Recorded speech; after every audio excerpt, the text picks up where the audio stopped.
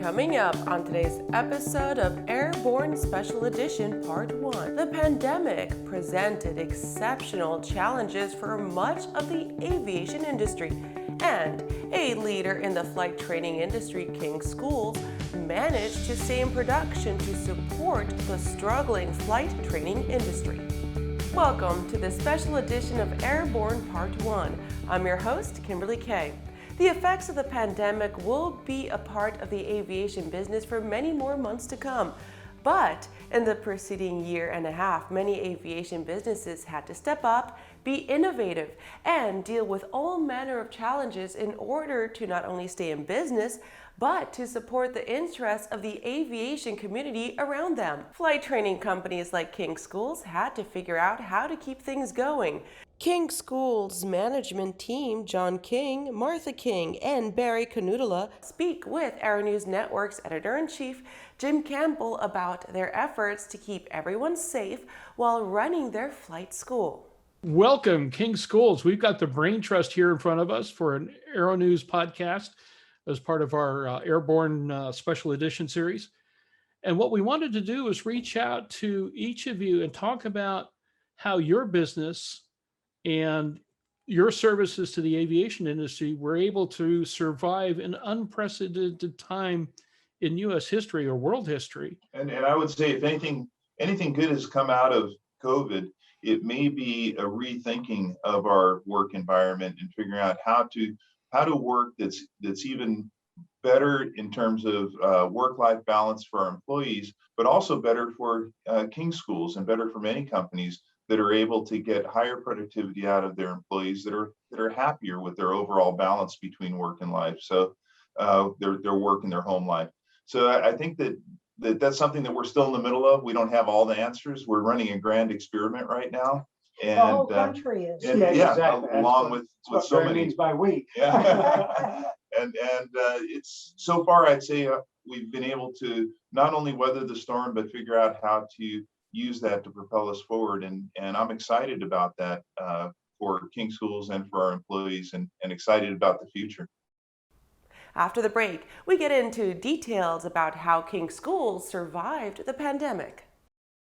Aviation Safety Resources is disrupting the market for aircraft emergency parachute recovery systems. ASR systems are smaller, lighter weight, and offer longer repack cycles than similar products available in the current market. ASR has a recovery system available for every type of aircraft: sport, experimental, light sport, general aviation, urban air mobility, vertical takeoff and landing, electric propulsion, and unmanned aerial systems.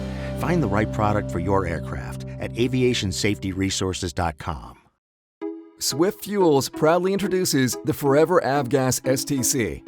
One simple upfront purchase entitles the Forever STC certificate holder to receive all current and future Avgas STCs that the FAA issues to Swift Fuels. The best part? It's priced today at only $100, and the prepaid certificate never expires. Get your Forever Avgas STC today at swiftfuelsavgas.com. When adventure is calling, the Bory by Aero-Volga is the plane you need to answer the call. Bory's composite design is simple, reliable, and economical, with impressive performance and no gimmicks. Designed for the wilderness and proven durability in a flight around the Arctic Circle, the Bory has what it takes to handle your next adventure. Featuring 2 large cargo compartments, a comfortable modern cockpit, and a Rotax 912 power plant, the Bory Amphibian is now available in Canada. Experience the Bory for yourself at flightsimple.com. Welcome back. While quite a few businesses went out of business during the pandemic, King School explains how they were able to keep the doors open. Over the last year, I've heard bits and pieces of what you had to do, but how did King Schools survive the pandemic to this point?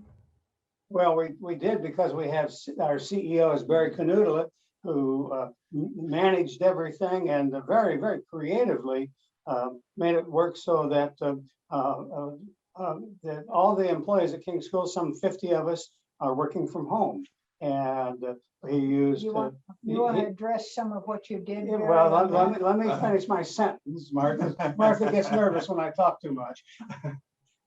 And very creatively used technology to make that happen. And I think all of us in society are learning new skills as a result of it. Go ahead, Barry. Yeah, How well, did you do that? Well, we certainly had to learn some new skills as well, John. And the advantage that we had as a company is that we have always been a very technology rich company.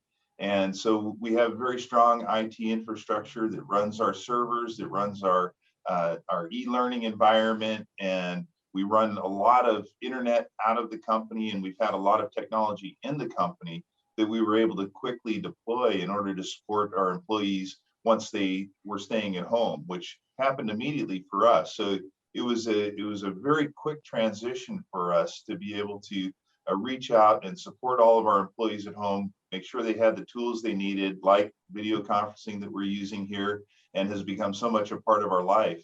And it was just a matter of really getting together with the managers and figuring out, what we needed to do in order to keep everybody connected. That was the most important thing, to keep the community feeling that we have at King Schools and the family feeling that we have while everybody was working from home. And certainly all of the tools helped do that. Some new processes did that. All the managers jumped on board right away.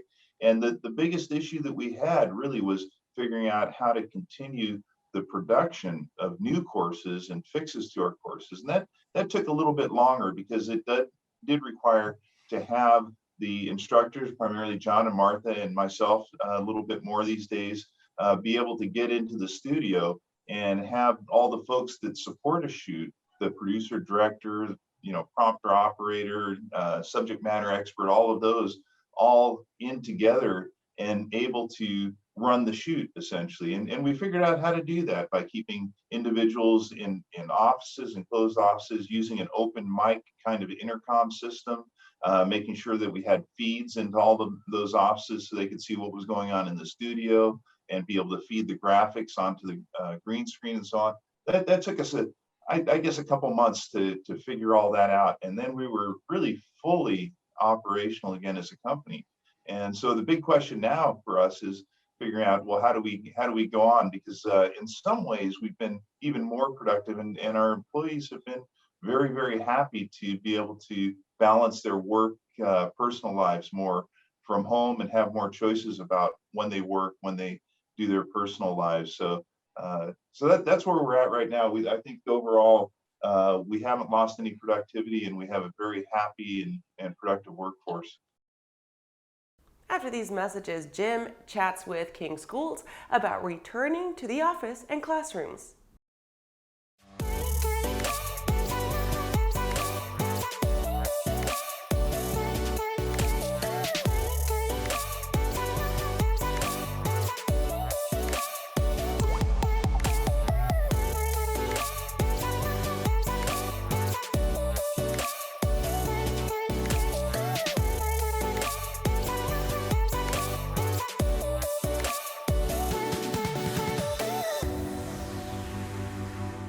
I believe that if people use the landing doctor training program, they will have less accidents, and eventually their insurance will go down and they will make a superior pilot.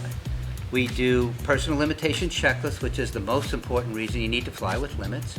We do ground proximity awareness training, and we do this with a crosswind. We've been operating 6 Bristells for 2 years without one insurance claim.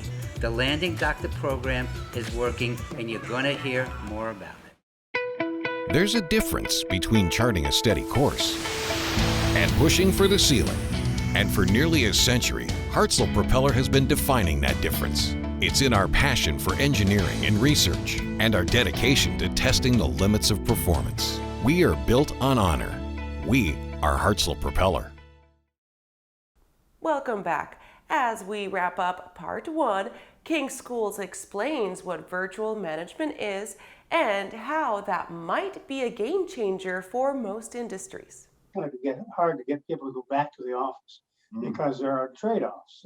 You have a richer personal life, and your kids are right there with you. And although you miss a lot of the camaraderie and the personal connections, the casual personal connections that you have when you're in the office and you meet at the coffee machine or go out to lunch casually together, that kind of stuff. There's an organization that will surprise you that has learned what they call virtual management.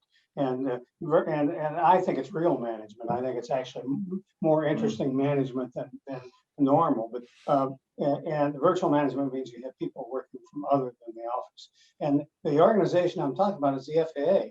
If you talk to the people who are in the FAA, a big percentage of them don't live where their office is. And they're working from home. And I talked to a manager at the FAA about this. How do you do it so well? And they do it well. They did. It's across the board at FAA. It's done that way. And he said, "Well, read this book." And he gave me a book, and it was called Virtual Management, something of that sort. And there are basically 3 rules. And if you're an employee who's working not at your office, the 3 rules are: number 1, get your work done; number 2, be available; and number 3 is over communicate. And you know what? Those rules apply whether you're working at your office or home. They're just good management. So when you have people working from other than the office, management is more critical, and you have to pay more attention. They have to pay more attention to you, and everybody has to do a better job of communicating. Well, part of what that involves, of course, John, is the whole concept of redefining what it means to work. In other words, is work a case of being in the office 9 to 5, or is work the output that you do? And for people, when you have a lot of people working from home, you have to, as a manager, redefine your concepts. And it's not hours in the office that matter anymore. It's productivity. What are you actually getting done? What are you actually producing? Which takes more thoughtfulness on the part of the managers. It takes more management. The whole thing just requires better management. Thank you for joining us for this episode of Airborne Special Edition Part 1. Make sure to tune in to watch Part 2 in the near future. This show is an interview series designed to bring special attention to topics of interest to the aviation community. This show is now a regular part of the Airborne programming roster. Your suggestions for interview topics are always welcome, and feel free to comment on our social media pages. Thanks for watching.